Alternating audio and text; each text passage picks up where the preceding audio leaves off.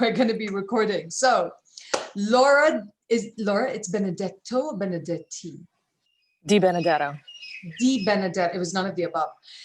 So I'd like to welcome Laura DiBenedetto to this. Thank you so much, Laura, for joining us. I'm so grateful. My name is Geeta Sidhu-Robb, for those of you that are new. And this is our opportunity. We hold these webinars because we host these events in order to find really fascinating, interesting people. And I always say it's people that are kind of like you, like me, like all of us.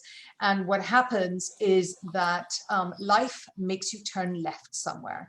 And so you end up having to do different things than you thought you were going to do. And Laura is a phenomenal example of that.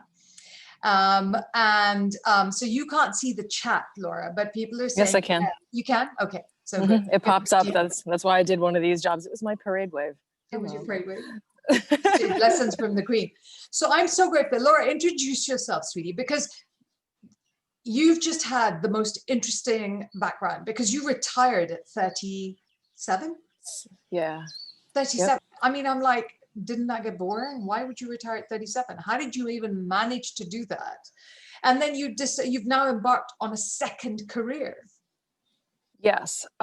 So, that whole introduce yourself is about as awesome as tell me about yourself on a job interview, but I'll do my best. So, we're allowed to swear on this job interview because it's my show and I can if I want to. Well, all right. Yeah. Let's have some fun. Let's throw some fireworks. Not too much. Anyway, yeah, just a little. All right. So my name's Laura DiBenedetto, and I am a best-selling author, which is really shocking to me. It's very exciting. Best-selling author of the book called The 6 Habits. And I'm also the CEO of Vision Advertising, which is a marketing company in Massachusetts in the United States. And those are just kind of the highlights, but the interesting part of all this is that I am, just a fighter. I'm a scrappy little fighter, and I've been kicked down so many times in my life that I've kind of lost track. I've lost sales. I've declared bankruptcy. I got screwed over by a real estate agent. How old were you when you declared bankruptcy? I think like 26. Probably should have done it when I was 25, but I was too ashamed. Wow. But I survived domestic now? abuse. Well, I'm about to be 40 in like 5 minutes. So there's that. Yay. So I'm starting to look at things like Botox. It's like, I don't want to raise my eyebrows anymore. So let's just look into that. Enough with this being surprised stuff. Yeah, precisely. But let's see. I overcame a lot of bullying, domestic abuse. I was the opposite of cool. I was just that kid. I was poor. I think I probably smelled funny because we had a wood stove and it wasn't working right. So also, I didn't have any siblings around me growing up. And I was always the kid that just didn't communicate like everybody else. Turns out I'm still the kid that doesn't communicate like everybody else. So I went from not fitting in and having it being a problem to not fitting in and having it actually work out pretty well. So, but it's hard when you look back at the child, because when you see, I have children, and you can't tell a child this thing that you hate now, that hurts you now, as you get older, is just going to be the best thing about you. You can't, that difference in you is what makes you unique and saleable, right? I'm confident. My mother said that to me 10,000 times, and I'm confident I didn't believe her 10,000 times. Didn't hear it. Right. So, I couldn't hear it at all. But, you asked me like why or how I retired at 37. So, I was getting really burnt out from my career, and I just wanted to find a way out. I wanted to keep the money, but because I didn't want to go after a job because I haven't had a job that I liked, and I thought that I'd get fired on the first day. So I was like, the odds of that are very good, by the way. I would say, yeah, me too. My father used to say we were unemployable. He said, you have to run your own company because you're unemployable. I'd like hands up anybody else who agrees with that. Yeah. Well, it's kind of one of those things where I know I'm going to heaven because hell is afraid I'll take over. So we don't want that either. So I just had I just like way, way, way too much burnout and lots of physical symptoms. I was getting very, very sick, and my life felt like it was like falling apart at the seams. So I worked very hard to figure out a way out, except when I got out, I was just miserable, burnt out, sick, and just sitting there in my own silence and just like, well, this sucks. So I ended up trying to figure out what. Yeah, because I worry about that whole concept of you should retire and then do what, right? Yeah. Yeah. A lot of people die when they retire, like when they're older, because there's nothing to do. Exactly. And I was like, oh no, that won't be the case. Well, yeah, I was just sitting around like questioning, like, why am I even here? Like, am I valuable? You know, so many of my friends are so much more successful than me. And, you know, what did I do wrong? And I should have retired wealthier and this and that, you know, and yeah, I was just living in like this really terrible cesspool of negativity, all self-imposed, by the way. So I wanted to find how to find happiness for real instead of just being like a miserable lump. So I did this project to find real happiness. Found it, researched, figured out it's actually really formulaic to find happiness, which totally blew my mind. How long did that process take? Because one of the things that's really interesting with Laura is that every time you give her some kind of idea, she systemizes the heck out of it. And so that's the really interesting thing about you. You do literally think, oh, I've done this once. Let me see how it can just be systemized to be done 5,000 times. So I wish I'd been a fly on the wall when you were like, I can systemize damn happiness. I'm sure I can. How long did that process take you? It was actually figuring out that the creation of happiness is based on 6 mental habits that anyone can cultivate at any time. So the question began a scientific pursuit of like all the research, I guess, that I could find anywhere, which was, okay, well, if these are mental habits, how long does it take to acquire a habit? Like for real, not just like, oh, look at me, I flossed today. Yay, that's a habit. No, it's not. Like, I finally flossed, by the way. I'm so proud of myself. Yay, thank you for sharing. Hey, I highly recommend. It's good for you. Only floss the teeth you'd like to keep. But you've got like every opportunity in the world to like choose the wrong habits, and most of us do for most of our lives, and that's what I did. But being able to actually create and cultivate new habits, science says that it takes at least 66 days to do it. And I was like, oh, well, that's not very long. All right, screw it, I'll give it a shot. So I created this whole like 90-day thing just so I could have some bumpers on it. You ever go bowling and you get like the rails up? I built the rails for myself. I wanted something that was failure proof. How do you decide what habits you were going to keep and what habits you were going to dump? Or did you just test a bunch and then arrive at 6? Well, actually what I did is I was observing people's behavior, and I took a surprisingly academic approach to all this stuff because I'm really not much of an academic. I can't stand studying. I can't stand research. So guess what I decided to do? Tons of studying and research. And I studied people's behavior and attitudes, and I just noticed 6 common threads. So I was like, oh, okay. So what it really was just, some experimentation. In the beginning, it's like, okay, well, I wonder if I can actually predictably create something here if I use this little formula that I think is the holy grail in the recipe of happiness. Let me just give this a shot. I used it on myself. I used it on my husband, my dear friends whom I love. Some people were like, oh, I'm so unhappy in life right now. Well, as luck would have it, I'm doing this crazy little project. You want in? And then I started working with clients and some beta partners, and it was absolutely wonderful to be able to, yes, understand that the 6 habits, the mental habits, were the correct ones. In the beginning, I hadn't figured out the correct methods of acquiring the habits, but through tweaking and through a lot of the feedback that I got from people and all of the testing and whatever, I was like, oh, shoot, here's the formula. Here's the process of application. Look at that, science. So how did you know it was working in your 90-day project? How long did it take you to work out that you were feeling happier, that you were, because it's not coming out of feeling like crap, especially mid-pandemic. This is the perfect conversation to have. It's hard to feel you're getting better. It's kind of easier to look back and think, oh wow, I was feeling really shit. Yeah, well, I knew I was feeling like absolute garbage on day 1 before I did anything, but I would say for the first couple days, I was feeling pretty great, just mostly as a placebo effect. Yeah. It was actually, I remember, it was day 8 in this whole project. Like I noticed I was humming. while I was doing the dishes, and I hadn't hummed in a long time. I was just, and I was like, oh, isn't that interesting? And I noticed that I was just feeling more rested, feeling better, feeling more grateful, just looking at my life through a kind of like a different lens. I was like, oh, this is neat. Starting to have some like better conversations. I don't know. There was actually a lot of like guideposts along the way. Like I think it was somewhere around like day 40 or something. I had lots of compliments from people that hadn't talked to me in a while. Wow, you've changed. You look so happy. What are you doing? I'm like, yeah, I'm doing my project. I So mean, my mother was even complimenting me. So that was nice. She noticed the difference. Hooray. What is it that you have to do to be happy? Other than, of course, buy your book, but for the purposes of this, what is it what are the 6 habits?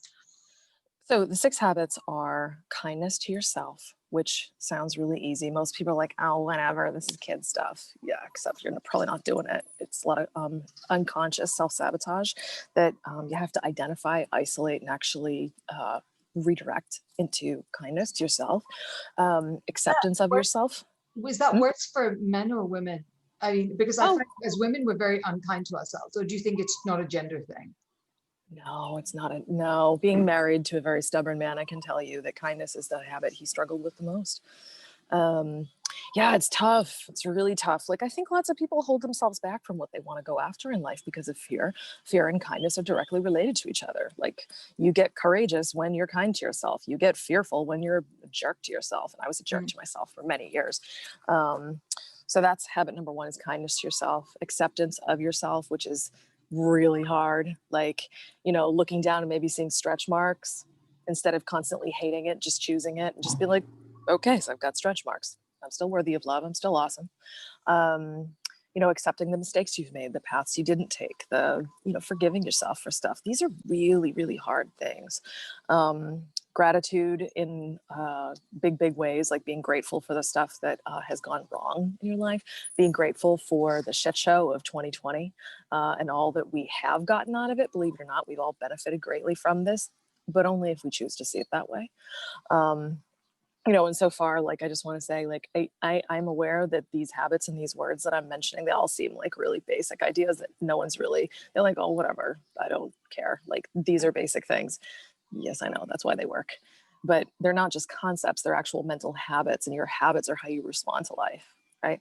So anyway, habit number 4 is presence. Presence is being mindful and really just opting into the moments that are right in front of us. Like this moment, how many people watching this have their smartphone in their hand and they're like playing Candy Crush or something while I'm talking? Put it down, just opt in, be with this moment, receive it, live in it, even through the tragedies of life, can you actually sit with the pain? You get through it better, you learn from it, you grow from and faster, much faster. Hell yeah. Habit number 5 is goodness. This is energy management. It's adding good to your life, subtracting the negative stuff. Maybe it's the uncle that won't stop talking about gun control and it bothers you. Cool, that's toxic energy for you. Bye, boundary. Or, I really need 5 more minutes to myself right now. So take it. Like, sometimes it's the little things, goodness can be, called like self-care, which is really important. But it's not, self-care isn't just like manicures and wine, although I love those things. Self-care is recognizing when perhaps a boundary is being crossed. Self-care is recognizing that perhaps you're depleted and you're running out of gas and you just need a minute. Self-care is as well, then, isn't it? So that ties in with knowing what you need and where. Totally. Even if you don't know what you need, I found the fact that you need something is really important to finding it out. Totally. Yeah. I mean, you have to be self-aware, but like all of these habits, they touch each other. One is not a prerequisite for the other. Like every single one bolsters every other one. And then the 6th habit is the habit of intention, which you, madam, are a rock star with. Like, you approach everything with gusto and like, no, of course I can do it. Of course I can. Like, duh, as if it was a question. And you always find a pathway. And that is a beautiful habit you have mastered. And a lot of people that haven't ventured into entrepreneurship really want that habit. And that's the habit of, I always got this. I'm always going to move forward. Even if my progress is this big, I'm still going to move forward. Right. So all of these habits, they're actually things that we're born with. And they're things that we have different levels of ability with now. Like, you're a rock star with intention. Right. And That was without you ever knowing me or anything else. And there's people that are watching this or listening to this. They're probably a rock star with kindness, but maybe they suck at gratitude, or maybe they're terrible at being present. That's okay. Like, mastery is actually not that far away for any of us. But the thing that's really tricky about it is choosing to do the work to become a master, and recognizing that it's actually going to be harder than you think to master these things. But once you do, oh baby, you're free. You're totally free. No, and I agree, because like when you're a child, I was thinking when you were going through all the things, when you learn how to walk, you need every one of those things in order to learn how to walk. Because you just watch a child trying to learn how to walk, and there is no baby that says, I can't walk, I'll just sit here for the next 25 years. They actually, although my elder daughter did just lie down for 18 months, just to be fair, I would just like to say. And now you can't keep her down, but there was just a place where she lay down for 18 months. So there is just a place where, you know, you can't, okay, the thing that's coming in my mind is this, especially in the pandemic. I see this in my own home with some of my children. I see it in some of my clients. I see it in the place when I'm seeing friends. How do you make that first step to decide I need to be happy? Because when you feel like shit, and when you feel terrible, and you feel depressed, and you feel anxious, you don't even believe you can be happy. Right. So how do people take that first step? Well, actually, if you're feeling like shit, that's a wonderful place to start. Because that's exactly where Okay. No, it really is. And I'll tell you why. Because, people buy things for one of two reasons, right? They're either running from pain or toward pleasure. And 95% of the time, people are running from pain. So if you're pissed off and you hate your life and you want to develop a drinking problem, great. Now's a great time to finally take a look at your life and get good and pissed off about it, and run from what you hate. It's all good. I totally endorse it. I don't care how you get to the special place that you want to be. I don't care. It doesn't matter. Just get there, right? Use your rage as a tool. Like, use your upset, your disappointment. But anxiety is quite a hard thing to overcome, right? Or do you think that if you can get people to move from anger to anxiety to anger, then they have more impetus? Sure. What took you from the blobbiness of sitting there thinking I hate my life to I have to do something about my life? That step. Oddly enough, it was partially anxiety. It was the anxiety of sitting still, which is hard to do for me. The anxiety of, oh God, is this all my life is going to be? And it was actually a lot of fear that it was like, this is it. Are you kidding me? This shit pile is what I built. Ugh. It was like, dude, like all the feelings, like the rage, the anger, the resentment, the anxiety. I used to eat anxiety for breakfast, lunch, and dinner. So talk to me about anxiety as much as you like. But it's whatever negative emotion that gets you there. It doesn't matter. Like, you need to get on the journey, and you can use any of these tools. I mean, if you're coming from a place of anxiety is directly related to fear. Well, use your anxiety to quell your fear. It's like, well, if you're afraid of your life looking like this, okay, take a teeny tiny little action. Like, examine your fear. Be like, what am I afraid of? Well, I'm afraid of a life that's not well lived, or I'm afraid of always being poor, or I'm afraid of, never losing these 50 pounds. Cool. Use your fear. Whatever the fuck it is that is the fuel in your tank, set it on fire, blow it up, get on the path. I mean, I'd love to tell you I'm this perfect deity that I don't swear, and I'm just like, I choose to be happy, therefore I am. That would be a lie. It's just not how it works. I'm sure you're perfect, but it's definitely not the deity part. Okay, so only when I'm sleeping. You get through this part, and guys, if you have any questions, please post the questions, and we'll answer them.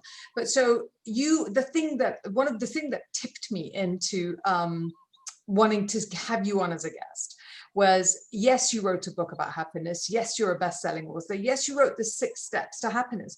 The thing that tipped me over is that only you, in the middle of a pandemic, decides that you want a TEDx talk, goes after it with gusto, and then gets booked to do a TEDx talk, and then mid-pandemic actually records and hosts that TEDx talk. Because I've never applied for TEDx or TED Talk or anything, but I know that's an incredibly difficult thing to do. It's rare as hen's teeth, right? So how did that happen? Because you kind of went from, okay, I'm from here and I want to become happy, and now you're like, let me just get on a global stage. How did that happen? Well, I was so jazzed up about sharing this recipe for happiness Yeah. with people that I always wanted to do a TED Talk, but I didn't have a topic. And, you know, in order for you to share a one big idea, you need to have something that's worthy of sharing. And it can't be like a sales pitch, right?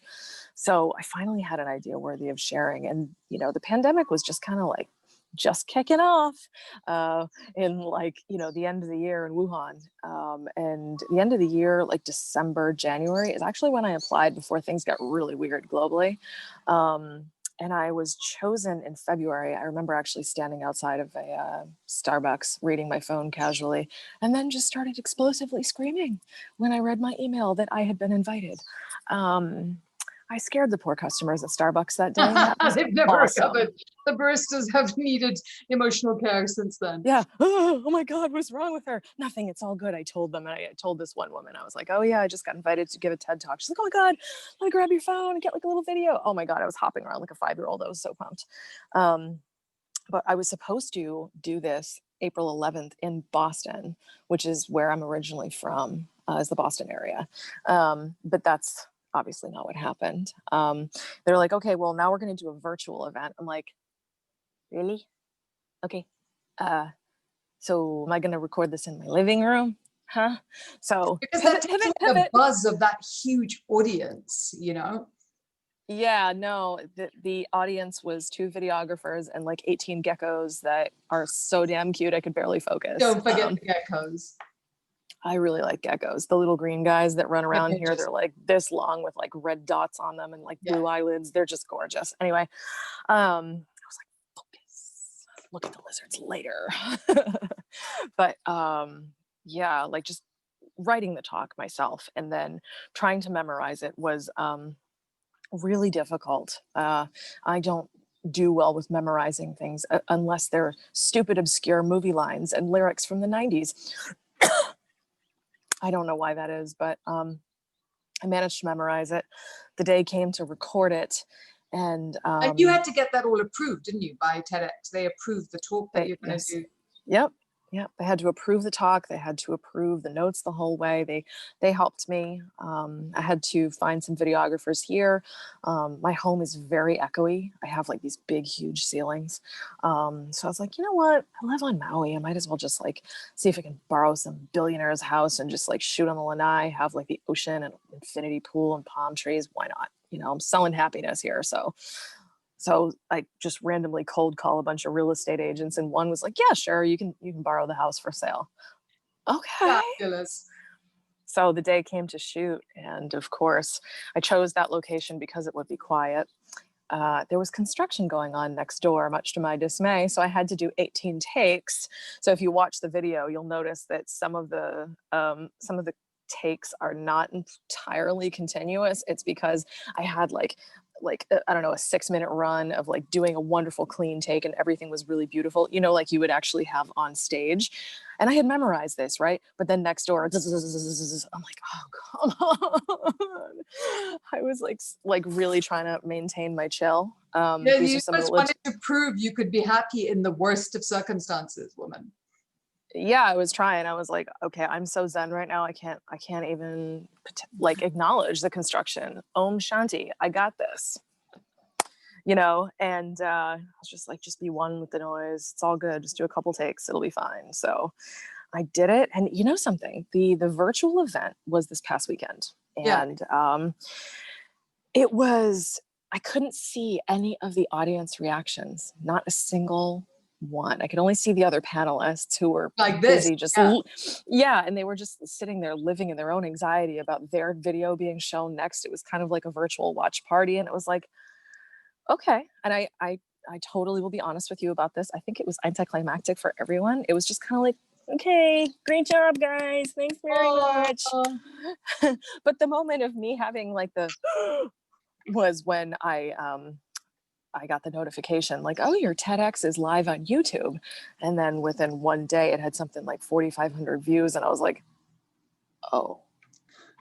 And then the heart started beating and I was like, oh, why am I shaking like this? So it's funny. I had a very, very, very delayed reaction, but I had it and it was like, oh my God. Then, you know, take a laps around the house and oh my God, this is real.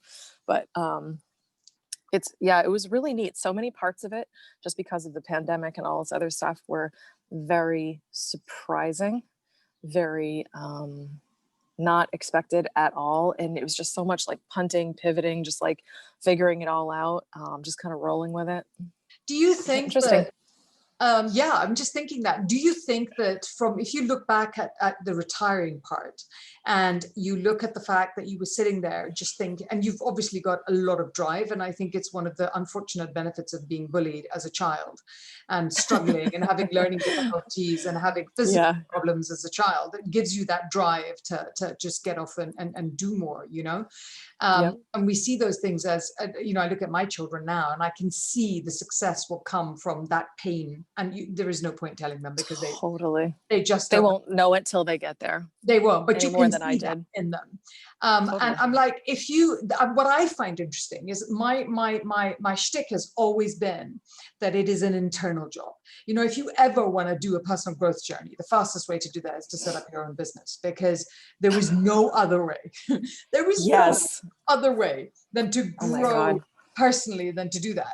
So how much of this do you attribute? Because actually doing a TEDx talk is just a really, really big thing. And what you've done is not just that, but you've thrived through this process. Do you think that because you nailed the happiness part, the other things came? Oh yeah, totally. Because when you're happy, you can believe that there is that one big idea. And when you're not happy, you don't think anything you say is worth it. Yeah, exactly. I mean, honestly, failure is such an epic tool, you know, starting a business. Oh my God. Like, I feel like the most like evolved human right now, because I started a business and I went through entrepreneurship boot camp hell, you know, highly recommended for everybody. You know, screw the retreats, just start a company. That'll grow you. So, but you know, getting there to, you know, the finish line and retiring it and then discovering that it just sucked. I was like, wow, what a letdown. That was a tremendous growth opportunity. That was the impetus to find like genuine happiness versus just collecting more crap and collecting more money. You know, it is an inside job, and happiness is not what you have, what you've done, or even where you live. Like, I live on Maui because I got happy. I didn't move to Maui to become happy, right? Happiness is who you are. And it was, honestly, I was loaded with self-belief. And I actually remember before we applied for the TED Talk, so my publicist's name is Lisa, and Lisa and I were having a chat, and she's very logical, but she tends to be more conservative with some of her decisions, right? She's always looking out for me, and she wants to make sure I look really good. So I remember talking to her. I was like, all right, well, let's apply. It's on the dead center of my vision board. Let's apply. She's like, well, are we ready? No, let's do it anyway. We'll get ready super fast. Yeah, but I just remember, you know, just startling her because I was like, nope, not ready. Let's do it now. She's like, but, oh, okay. Yeah, it's going to be great. I mean, you know, like, I've always been like, yeah, let's, you know, let go of the handbrake and just like let the car glide all the way down the hill towards a brick wall. Let's see what happens. Yay. And so I applied way before I felt like I was ready. But I'm so glad that I did. I applied to one in Boston and they were like, nope, sorry. They rejected me, and that's totally fine. Then I applied to a second one in Boston. I couldn't believe it. They actually said yes and invited me to do this. The application process was difficult, but not. It was definitely interesting, but it was the readiness. It was like, you know what? Let's just ask for the thing. And then if I get the thing, then I'll get ready. Exactly. Because otherwise I'm not going to be ready. I'm never going to be ready. It's like, okay, I'm perfect now. Now I can have all the things and I can do all the cool stuff. It's like, no, just have somebody pick you, figure it out, build your parachute on the way out of the airplane. Okay. Well, and I think that that's something as women that we struggle with a lot. I think we want to always be perfect. And I think that being perfect is impossible, and that it becomes a way to beat yourself up because you're always, I'm not good enough. I haven't done this. I mean, I hear so often, if I could only clone myself, I would get everything done. And it's like, that is absolutely a sign that the external of everything that you're doing is not what you should be looking at. The context within everyone's life has got to be that if you work on the internal, then the external changes. But it's really, really hard to remember that, because you always feel that if I change this, it's always, I'm going to move home. I'm going to change my hair color. I'm going to do all those things. And my husband, I'll change my this. I try changing the kids and it's not possible. It turns out they just don't let you do that. You have to kind of keep the ones you gave birth to. It's so. They don't come with a receipt and a return policy. No, I checked. especially when they became teenagers. And there's that thing where you just have to it's whatever happens inside that makes the difference, right? And that's why I was thinking your 6 habits of happiness, it is about, you said, I don't remember them all, but be kind, accept yourself, have gratitude as a practice, be present. I'm doing so goodness. Well. What? Goodness. And what's the other one? And intention. And the one you're a rock star at, intention. I'm so good. That's the only one I didn't remember, but I remembered like 4 out of 6. Yeah, it's because you mastered it. You're like, meh, who needs to remember the thing I already nailed? Yeah. I'm good. But I think intention is but you only need, we were talking about this in the office today, and you actually only need the smallest intention. Because if you see every intention as a brick you can stand on to make yourself reach out of the hole you're in, then every tiny intention, it gives you hope, right? Absolutely. Well, I mean, honestly, you just nailed it. Like, I think a lot of people are like, oh, well, I want to, I don't know, I want to do this really, really big thing. Well, that's great. Have the big picture in mind. But what's more important is every little tiny brick in the road. Just have the intention to move forward an inch today. That's it. Like, okay, using my TED Talk as an example, did not feel ready, did not have something written, barely had my idea clarified, but I applied anyway because I was just like, well, let's just start applying, and someday somebody will say yes. Well, that someday was the second application I filled out, which was shocking. But it was definitely just intention. And it was small intention, like today, just like, I'm going to intend to have a good day, and I'm going to make sure it happens. I'm going to help my husband clean the house, and we're going to have friends over, and it's Thanksgiving here in the United States. So it's like, I'm just choosing to be really like intentional about what I'm creating here. Yeah. And it doesn't have to be this big thing where I'm going to change the world. No, I'm just going to change my day and have a beautiful day with my family and call my mom. That's good too. Well, and the little intentions just do make all the difference. We think they have to be big drama, and they just don't. So how, just as we finish, how do you feel that the pandemic has been for you? Well, it's been how was it for you, I don't know. How is it for you, honey? Leave the money on the dresser. I'm just kidding. To be honest with you, it's been a mixed bag. In some ways, I've absolutely and in all ways hated this year. But in other ways, I've been so grateful for all of the beauty that this year has brought. I mean, I was supposed to travel back to see my family 3 times. I was supposed to go to Germany and visit my husband's family. That didn't happen. I didn't go to see my friend on one of the neighbor islands here. I didn't get to do a lot of things. And I also I don't know, just a lot of fear, a lot of this, a lot of that, a lot of negative, but there's been so much good, like a lot of, intimacy with my husband. I mean, all that quality time could have gone either way. Yeah, I don't know. I chose to make it a good year despite all the challenges. And there were many, and there's still challenges. Like, one of the challenges now is like my husband his business was destroyed by all of this. So he hasn't been able, he hasn't been able to do anything for 8 months. There's no economy here anymore. Maui has the #1 highest unemployment in the entire nation, and there's no tourism, and that's what my husband does, is tourism. So yeah, so we're actually going to be moving off of the island. We're gonna come back here and probably just buy a second home here when it's time. But for now, we're going to be moving to Jacksonville, Florida. So I'll be closer to you, honey. And I'm so happy about the time difference. I do have a question, which is when you've set an intention, Eddie says, when you set an intention, do you think you have to stay focused on that intention all the time? And what did you use? She said, did you use state management as a help? I mean, as in, do you have to focus on that intention and that project all the time for it to happen? If you focus on little tiny things, you don't really have to focus on them that long because they don't take that long to achieve.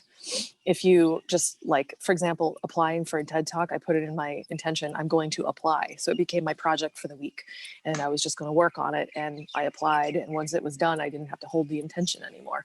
This isn't, This is not the same thing as like manifestation. With manifestation, you do need to really stay super focused on it. This is not that. This is not trying to will the universe to bring it to you. This is just trying to will yourself to take action on something small, because, you know, in every marathon, there's thousands of steps. So just take one. Small steps, small thought, small intention. It doesn't need to be big. In fact, it's actually better for you when it's not. Well, and also I think it's less stressful when it's not. When you have the really big, the reason they say break it all down to the first step, that every little step. So what do you have to do today? Because that's a manageable thing. When you turn around, it's like when you learn how to do anything, you learn the first bit and then you go to the second bit. Elaine said, what do you really mean by working on the internals? So you want to answer that, and then I'll have a go too. I love that question.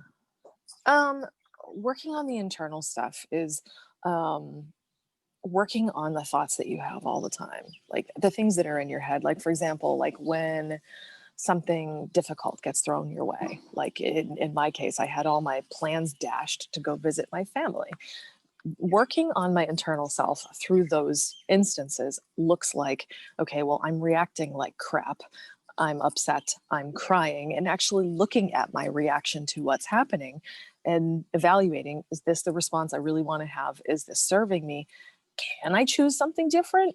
Can I choose this experience? Can I pivot and make it still good? Do I have to be miserable about it? Do I have to stamp my foot and complain? Like, working on yourself is really just choosing how you wish to show up. You know, do you want to show up with gratitude? Do you want to show up with creativity and appreciation for what is? Or do you want to show up and, you know, be a spoiled brat about it, which I fully admit I have been this year. But then I catch myself and I redirect. It's just a lot of self-awareness of, this is what I'm doing, this is how I'm responding. And then powerfully choosing, does this work? Does this not work? What I want instead, and then building. So some of it is exactly what you're saying, that I think that it comes down to seeing how you speak to yourself as well, right? Because that's part of the kindness and acceptance of yourself. And I remember we had a square, and you had to cross the square to get down to the next street to get to the back of our house, and then you walk down a little slope and you came to the house. And I had on a rubber a hair tie on my hand, and as I was walking, every time I have a negative thought, I'm going to ping the hair tie, but I'm going to stop. And so, because the pinging the hair tie, after a while, my arm hurt. So I was like, I'll just stop walking every time. And this is a journey of 5-7 minutes. And I sat there, and every time I had a negative thought, I would stop. A negative thought, I would stop. Once I started to look at how often I had a negative thought, it took me bloody 2.5 hours to cross that square. Yep. Yeah, it's amazing. Self-awareness is the beginning. Yeah, but I was horrified at how awful I was to myself constantly. I was just mean to myself all the time. I put myself down all the time. I didn't think I was doing anything. And until you can see yourself doing that, I think you don't move past it. No, you don't. I mean, I'll give you like a couple extra examples. Like, these are the areas that we don't even think to look, right? You want to go after something, and, you know, you're like, nah, look below the nah, right? Like, what's below that is the, I think I'm going to fail, or I'm afraid of what will happen if I try and people will laugh at me if I fail, or I'm going to look stupid, or I don't believe in myself. Yeah. So it's like, I've tried this, nothing works. I've had clients say to me, yeah, but I try everything and I never finish it. And I'm just like, yeah. I mean, it's really, it's examining what's underneath our surface reactions. Like, oh, you know what? I don't want to hang out with so-and-so. Why don't you want to hang out? I remember actually avoiding a new friend that I made once upon a time. And I was like, oh, I don't really want to hang out with her. And I started picking at that. I didn't want to hang out with her because she was so much more wealthy and accomplished than I was. And I felt bad about myself by comparison. I was comparing myself to her. Meanwhile, she's lovely. She's just a beautiful, kind, wonderful person, beauty from the inside, right? And she's like the most down-to-earth human you could ever meet. But it was my own BS that was like preventing me from really valuing her appropriately, because I wasn't valuing me appropriately. But it began with the self-awareness of being like, I'm not avoiding her because of her. I'm avoiding her because of me. What is it about me that I need to work on? I realized that, I need to actually realize that it's okay for her to have more money than me. It's fine. It's okay for her to have 6-pack abs. She works for them. I don't. She, she's this, she's that. She's all the things that, I don't feel like doing. And she's lovely. So why don't I just work on me and fortify myself and be aware of the thoughts that I'm having that are actually making me feel like crap and change them. So it does begin with awareness. Yeah, it does. So the internals, and I mean, the thing is that I find that self-esteem is almost the curse of the low self-esteem is almost the curse of the intelligent woman, because an intelligent baby girl is divine. An intelligent toddler girl is cute. An intelligent teenage girl is actually almost dangerous, because the questions get uncomfortable and you sort of learn to suppress. And then the young woman being intelligent in a job, you learn to suppress a lot of this stuff. So this conversation that you've been having with yourself is constantly one that has led to you ending up with low self-esteem. And that's very much an internal job. And I think the thing about what I like about the 6 habits is that, and you showed that with booking the TED Talk, is it's about you building your confidence to be able to go and do whatever you need to do, including something as globally phenomenal as that. So I think also taking a swing for the fences when you don't feel ready. Just pick up the bat and swing. I didn't feel ready. I wasn't ready. And I can't tell you the volume of heart attacks I had between applying and doing it, right? But I still would I would highly recommend it for anyone that really dreams of it. Just swing for the fences. Who cares if you miss? Just try. It's fun to try. And don't make failure anything more than a lesson. You learn something with everything that you try. You learn something. It makes a complete difference. Yeah. Everything that you try, you've learned something the time before. Thank you. I'm so grateful for your time. I'm so conscious that we are hugging you on your Thanksgiving, and I'm sure you want to go help your husband cook and none of those things. I just want to help him eat. He's been brining a turkey since 2 days ago. Oh my God. I'm thankful. I want to help you. Elaine, thank you so much. Thank you all so much for joining us. And Laura, thank you very much for your time. I really, really appreciate you. I appreciate you. Thank you, Geeta. And I just it's been a pleasure. The 6 Habits is your book, and you can, honestly, I recommend that you buy it and try it. It's one of those books you do need to buy and try. And have a fantastic evening. Take care.